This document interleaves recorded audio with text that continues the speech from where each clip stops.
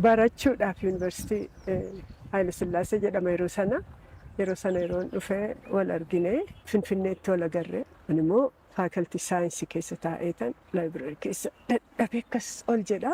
Isaan argaa achitti. Utuu waliin argin dura eessumni koo lakuun Yohaannis Lataa jechuun isa sana jedhee natti agarsiisaa ture.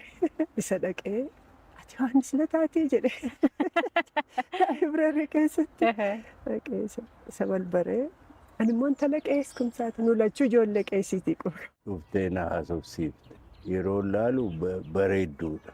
Achumaan garaan tuqamee maal goona ga'a.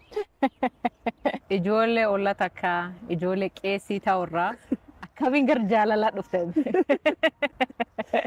Jaalalli inuma dhalatti ga'a ijoolleedha. Inni biyya alaatti baratee dhufee barumsa sana immoo Dambidollootti maqaa isaa kan hin dhaga'u piraayizii Haayile Sillaasee first mo'atee badhaasa argate maal jedhame haasa'ama innis sammuu keessa jirti. Utuun akka isaa ta'e kan jettu tokko jira miti nama akka sanaa ture qabsooma sana keessatti wal arganne wal jaalanne.